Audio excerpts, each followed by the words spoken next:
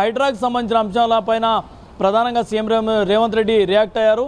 హైడ్రాకు ఏ పార్టీకి కూడా అన్ని పార్టీలు కూడా సమానమే. ఏ పార్టీ నేతలు అక్రమాలకు పాల్పడినప్పుడు కూడా వాటిని కూల్చేందుకు హైడ్రా ముందుంటుందని చెప్పడంతో పాటు తన కుటుంబ సభ్యులపైన కూడా ఆరోపణలు చేస్తున్నారు. తన కుటుంబ సభ్యులకు సంబంధించిన నిర్మాణాలు ఎక్కడన్నా అక్రమ నిర్మాణాలు ఉంటే ఖచ్చితంగా వాటికి సంబంధించిన ఆధారాలు ఇవ్వండి, తానే వాటిని కూలగొట్టిస్తా అని చెప్పి సీఎం రేవంత్ రెడ్డి వ్యాఖ్యలు చేయడం జరిగింది. ఇక ఫామ్ హౌస్కి సంబంధించి జన్వాడ ఫామ్ హౌస్ గురించి సంబంధించి కూడా ఆయన ప్రత్యేకంగా రియాక్ట్ అయ్యారు.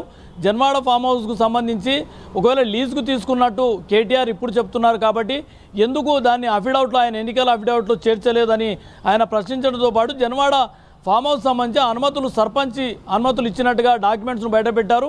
సర్పంచ్ ఎలా అనుమతులు ఇస్తారు, వీటిని ఎందుకు ప్రశ్నించారని చెప్పి చెప్పడంతో పాటు హైడ్రా అన్నది ఏ ఒక్క లీడర్కో ఏ ఒక్క పార్టీకి ఫేవర్గా కాదు, అన్ని పార్టీల నేతలు ఎవరు అక్రమాలకు పాల్పడినప్పుడు కూడా దానిపైన రియాక్ట్ అవుతుంది, కూల్చేస్తుందని కూడా చాలా స్పష్టంగా చెప్పడం జరిగింది. అవసరమైతే ఈ చెరువులకు సంబంధించి చెరువుల పరిరక్షణకు సంబంధించి ఒక నిర్ధారణ కమిటీ వేసేందుకు లేకపోతే ప్రజాకోర్టు పెట్టేందుకు కూడా ప్రభుత్వం సిద్ధంగా ఉంది. అవసరమైతే చెరువుల పరిరక్షణ కమిటీకి హరీష్ రావు నేతృత్వం వహించాలి, దానికి సంబంధించి నిర్ధారణ కమిటీ రిపోర్ట్ వచ్చింది తీసుకోవాలని చెప్పి కూడా ఆయన సవాల్ ఒక రకంగా హరీష్ రావుకు సవాల్ విసురుతున్నా అని చెప్పి సీఎం రేవంత్ రెడ్డి చెప్పారు. మొత్తం చూసుకుంటే హైడ్రాతో పాటు కవిత బెయిల్కు సంబంధించిన అంశాలు అన్నింటినీ కూడా ఈ చిట్చాట్లో ప్రస్తావించడం జరిగింది. ఇక రుణమాఫీకి సంబంధించిన అంశం కూడా చెప్పండి.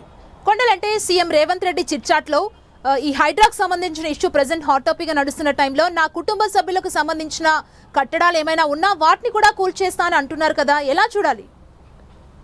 ఖచ్చితంగా ఆ అంశం అన్నది ప్రధానంగా బీఆర్ఎస్ పార్టీ ప్రొజెక్ట్ చేస్తున్న పరిస్థితి ఉంది. గత 4-5 రోజుల నుంచి కూడా ఈ వారం రోజుల నుంచి హైడ్రా ఎక్కడైతే కూల్చివేతలు చేపడుతుందో ఆ సందర్భంలో బీఆర్ఎస్ నేతలు సీఎం రేవంత్ రెడ్డి కుటుంబ సభ్యులు కూడా అక్రమ కట్టడాలు నిర్మించారు, చెరువుల్లో ఎఫ్టీఎల్ పరిధిలో ఉన్నాయని చెప్పి కొంతమంది నేతలు ఆరోపణలు చేశారు.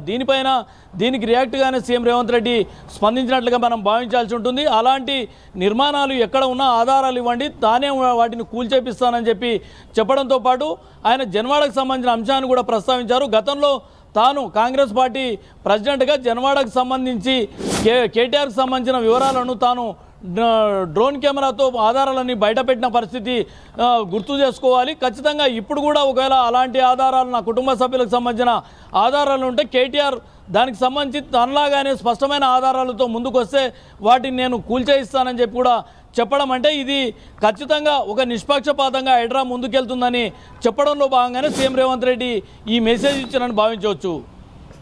Thank you Kondal.